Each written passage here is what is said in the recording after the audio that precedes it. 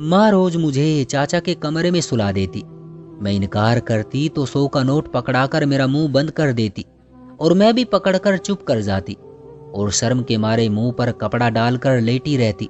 लेकिन एक रात माँ ने बेचैन होते हुए 500 का नोट मेरे हाथ पर रखा और मुझे चाचा के कमरे में सोने का कहा। उस रात मेरे तो होश ही उड़ गए। कभी कभी किस्मत बड़े अजीब अंदाज में हमारे सामने आती है, लेकिन हमें समझ नहीं आता कि कसूरवार कौन है। हमारे अपने ही हमारे सामने इतने चेहरों में आते हैं कि हमें यही समझ नहीं आता कि उनका असली चेहरा कौन सा है।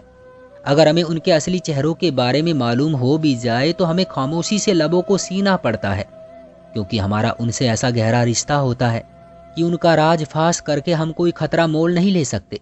कभी कभी दिल चाहता है कि उन पापी और दोगले लोगों से हर रिश्ता तोड़ लिया जाए, मगर ऐसा करना मुमकिन नहीं होता, क्योंकि हमारे पास उनके सिवा कोई और रिश्ता भी नहीं होता। सितम की बात यह है कि इस जमाने में किसी रिश्ते के बगैर जीना बहुत मुश्किल होता है। मैं भी कुछ ऐसे ही दोगले पापी और मतलबी रिश्तों के बीच में फंस गई थी कि अगर मैं उनसे दूर जाती तो भी मुसीबत, और अगर पास रहती तो भी शायद मेरी ही जान को खतरा रहता। मेरा नाम प्रिया है और मैं लखनऊ के एक छोटे से इलाके से संबंध रखती हूँ। मेरी जिंदगी ने मुझे मेरे इलाके की तरह हमेशा छोटा ही दिखाया है। मैं एक मिडिल क्लास घराने से संबंध रखती हूँ। मेरा बाप एक मजदूर था, जिसको दिहाड़ी मिल जाए तो कुछ पैसे आ जाते, वरना उनको माँ के ताने ही सुनने पड़ते। इस महंगाई के कड़े दौर में हमारा गुजारा बहुत मुश्किल से हो रहा था।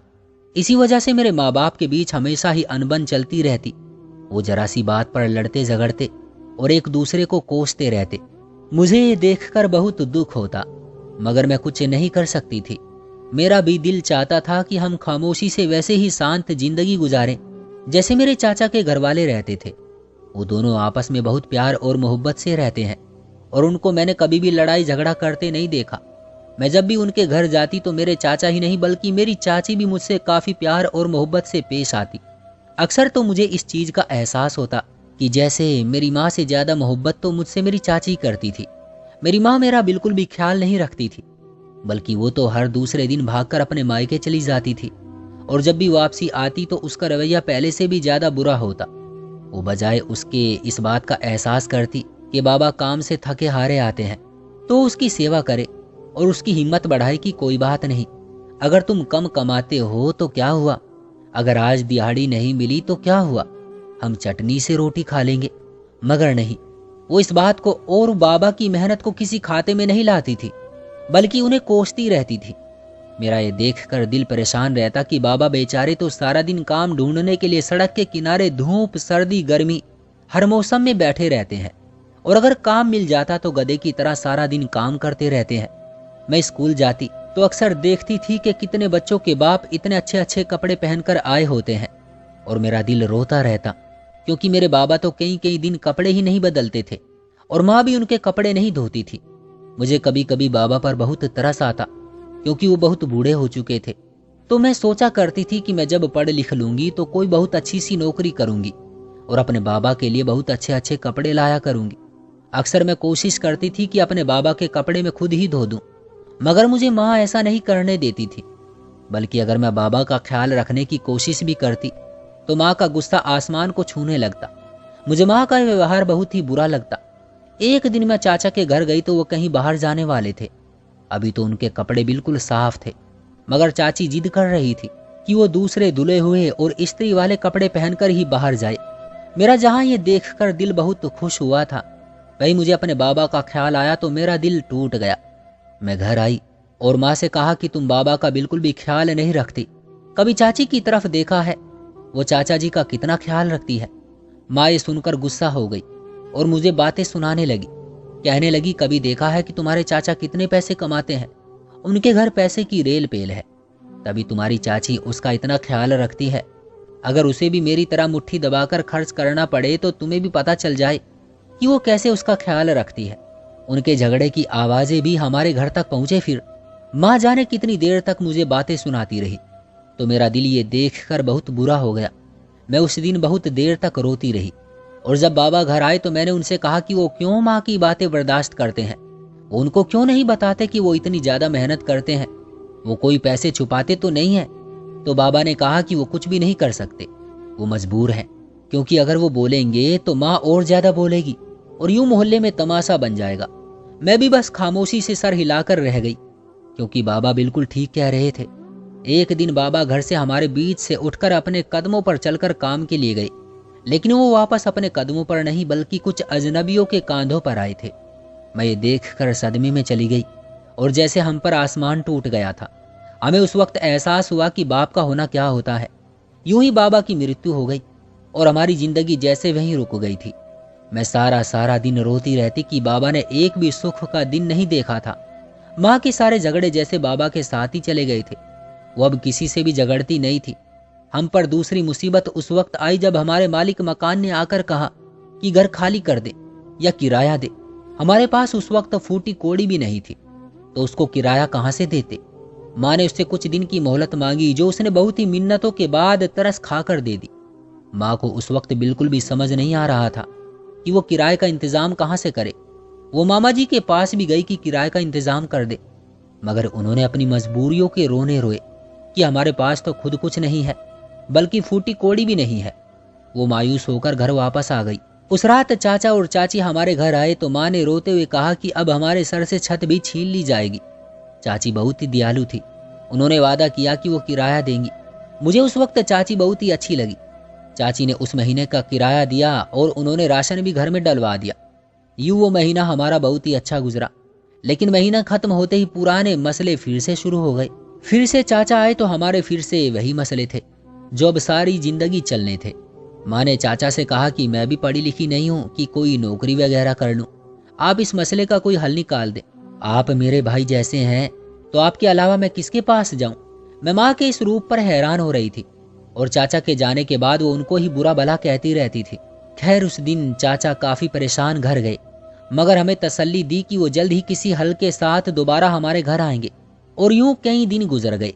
माँ उनको कोसती रहती कि वो बहाना बनाकर जान छुड़ाकर यहाँ से जा चुके हैं और दोबारा नहीं आएंगे, क्योंकि माँ को लगता था कि जैसे इस मुश्किल वक्त में उनके सगे भाई उनका साथ छोड़ गए हैं तो यकीनन चाचा और चाची भी छोड़ जाएंगे।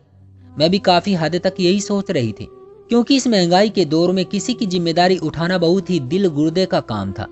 मैं भी मायूस हो चुकी थी और यूं कई दिन बाद चाचा और चाची आ गए।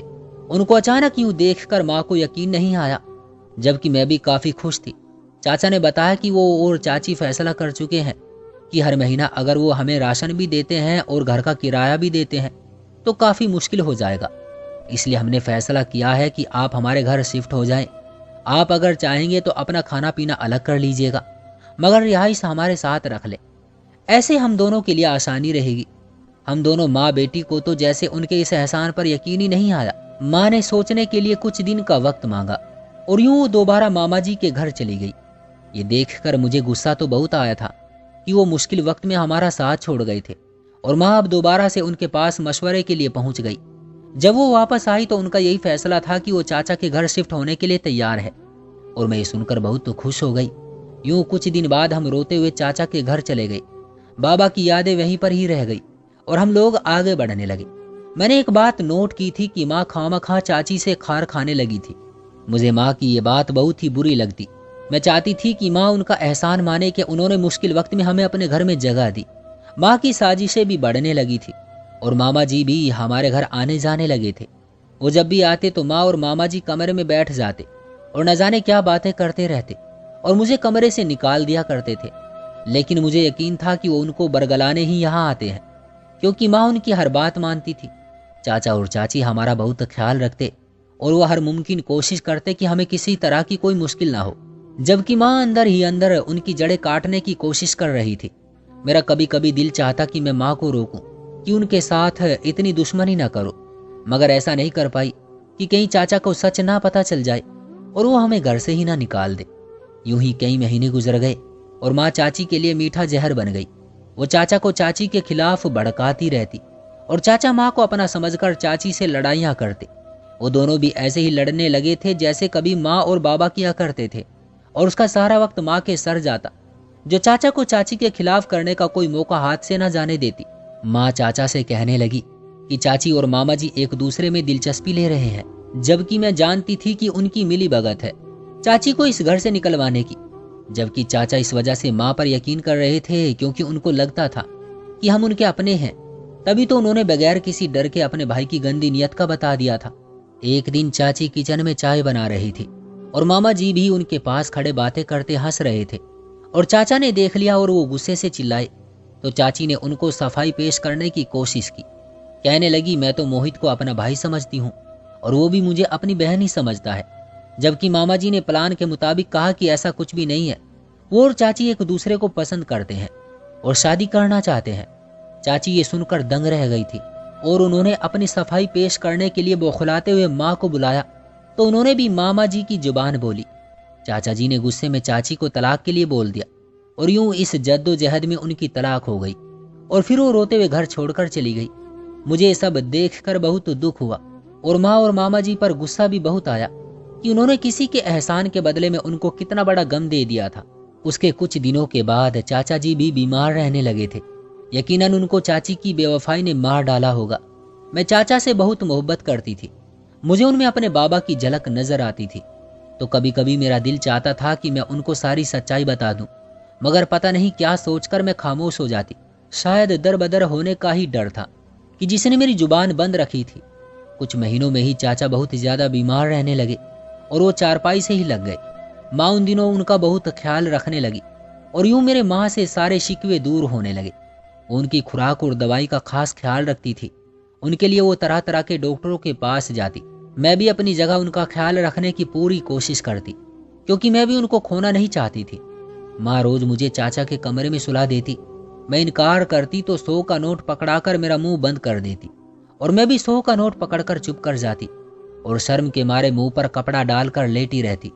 लेकिन एक रात माँ ने बेचैनी में 500 का नोट मेरे हाथ पर रखा और मुझे चाचा के कमरे में जाकर सोने का कहा। उस रात न जाने क्यों मुझे भी बहुत बेचैनी हो रही थी और मुझे नींद नहीं आ रही थी, क्योंकि आज चाचा जी की तबीयत काफी ज्यादा खराब थी। मैं कमरे से बाहर निकली। आंगन की दूसरी तरफ माँ का कमरा था और मुझे वहां से बातों की आवाजें आ रही थी। मैं थोड़ा कान लगाकर बातें सुनने लगी और ये देखकर दंग रह गई कि वहां मामा जी भी मौजूद थे और वो चाचा के मरने का इंतजार कर रहे थे। और माँ कह रही थी कि वो कई महीनों से चाचा के खाने में जहर मिलाकर दे रही थी, जिसकी वजह से वो एकदम ही चारपाई से लग गए थे। माँ का ये रूप देखकर मैं दंग रह गई, क्योंकि मुझे माँ से इस पत्थर दिल की उम्मीद नहीं थी कि वो अपनों के साथ ये सब करेगी। मुझे अब इस बात का एहसास हुआ कि माँ जो चाचा के खाने का इतना ख्याल रखती थी, वो खाने में जहर मिलाने के लिए ये सब करती थी। मुझे इस बात का बहुत देर से पता चला, वरना शायद मैं कुछ कर ही लेती। मैं भागती हुई कमरे में आई तो चाचा आखिरी सांसें ले रहे थे। ये देखकर मेरा दिल बंद हो गया और मैं फूट फूट कर रोने लगी। मैं एक बार फिर से यतीम हो गई थी। मुझे इससे मैं माँ और मामा जी से बहुत नफरत हो चुकी थी। मेरा बस नहीं चल रहा था कि उनका ये खेल जाकर किसी थाने में खोल दूं, कि उन्होंने सारी जायदाद हथियाने के लिए ये सब कुछ किया। पहले चाचा का घर उजाड़ा और फिर उनको ही मार दिया। चाचा के स्वर्गवास के कुछ दिन बाद ही माँ और मामा जी मिलकर घर के कागजात ढूंढने लगे, मगर उनको ना मिले और उनके पास जमा पूंजी भी ना होने के बराबर थी।